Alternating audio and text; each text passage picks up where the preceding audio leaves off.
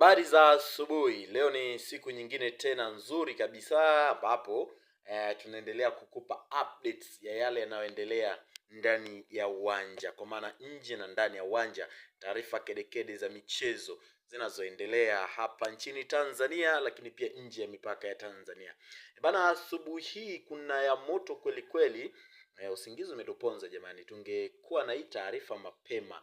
Taarifa kwa umma imetolewa na klabu ya wekundu wa Msimbazi Simba. Wanasema Simba Sport Club imesikitishwa na vitendo visivyo vya kiungwana dhidi ya timu yake kuelekea mchezo wa ligi kuu ya NBC dhidi ya Yanga, Simba ikiwa timu mgeni. Kwa mujibu wa kanuni namba 17 kipengele cha 45 ya kanuni za ligi kuu bara, timu mgeni ina haki ya kufanya mazoezi kwenye uwanja wa mechi angalau mara moja kabla ya siku ya mechi katika muda tarajiwa wa mchezo husika. Kwa makusudi, Simba imenyimwa haki hiyo licha ya kufika uwanjani katika muda husika.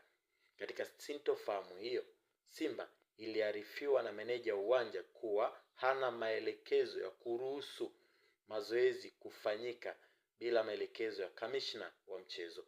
Pamoja na kamishna wa mchezo husika kufika, mabonsa wa klabu ya Yanga walivamia msafara wa Simba huku wakiendelea na vurugu na wakizuia msafara wa Simba kuingia uwanjani kufanya mazoezi. Jitihada za Simba kupata ufafanuzi wa changamoto hiyo hazikuzaa matunda kwa zaidi ya masaa mawili kabla ya Simba kuondoka eneo la nje ya uwanja kwa sababu za kiusalama ambazo zimerekodiwa kwa ajili ya ushahidi. Kufuatia ukiukwaji wa taratibu za mchezo, Simba haitoshiriki mchezo husika na haki zote zimehifadhiwa. Simba inahimiza kuchukuliwa hatua stahiki dhidi ya wahusika wote wa sakata hili. Imetolewa na management wa klabu ya Simba.